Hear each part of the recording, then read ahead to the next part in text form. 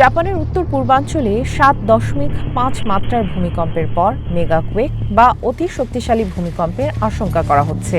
এরই মধ্যে ৭ দিনের জন্য সর্বোচ্চ সতর্কতা জারি করেছে আবহাওয়া বিভাগ। এজন্য সব ধরনের প্রস্তুতি নেওয়ার আহ্বান জানিয়েছে দেশটির সরকার।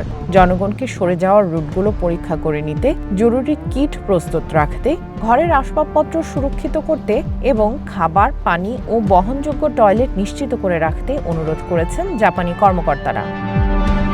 জাপানের আবহাওয়া বিভাগ বলছে, সার্বিকভাবে সম্ভাবনা কম হলেও যদি সত্যিই মেগাকুয়েক হয় তবে প্রশান্ত মহাসাগর জুড়েও বিধ্বংসী সুনামি দেখা দিতে পারে, আর এতে নিশ্চিহ্ন হয়ে যেতে পারে উপকূলীয় জনপদ। হোক্কাইডো থেকে চিবা প্রিফেকচার পর্যন্ত জাপানের প্রশান্ত মহাসাগরীয় উপকূল সবচেয়ে বেশি ঝুঁকিতে থাকবে, যদিও বাসিন্দাদের এখনই সরিয়ে নেওয়ার পরামর্শ দেওয়া হয়নি।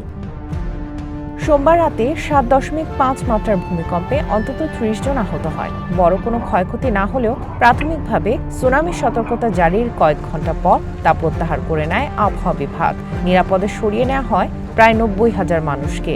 বেশ কিছু এলাকায় ট্রেন চলাচল স্থগিত করা হয়। ২,০০০-এর বেশি বাড়িঘর বিদ্যুৎ বিচ্ছিন্ন হয়ে পড়ে। তবে পরিত্যক্ত ফুকুশিমা পারমাণবিক বিদ্যুৎ কেন্দ্রের সাইটে কোনো অস্বাভাবিকতা ধরা পড়েনি বলে আন্তর্জাতিক পরমাণু শক্তি সংস্থাকে জানিয়েছে জাপানি কর্তৃপক্ষ।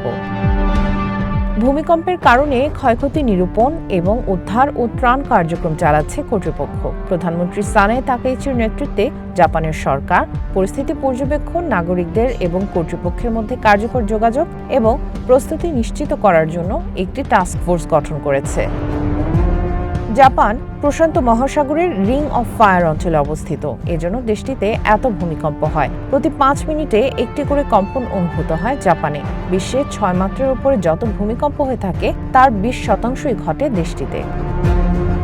জাপানে সবচেয়ে প্রাণঘাতী ভূমিকম্পগুলোর মধ্যে একটি ২০১১ সালের মার্চ মাসে আঘাত হানা ৯ মাত্রার ভূমিকম্প। সেবার ৭ মাত্রার একটি ভূমিকম্পের ২ দিন পর এটি আঘাত হানে এবং তার প্রভাবে সুনামি দেখা দেয়। সেই ট্র্যাজেডিতে প্রায় ২০,০০০ মানুষের প্রাণহানি ঘটেছিল। এই ঘটনার পর কোনো অঞ্চলে উল্লেখযোগ্য ভূমিকম্প আঘাত হানার পর ১ সপ্তাহের জন্য মেগাকুয়েক বা অতি শক্তিশালী ভূমিকম্পের পরামর্শমূলক সতর্কতা জারি করা হয়। সামিয়া জান্নাহ, ওয়ান ইন্টারন্যাশনাল ডেস্ক।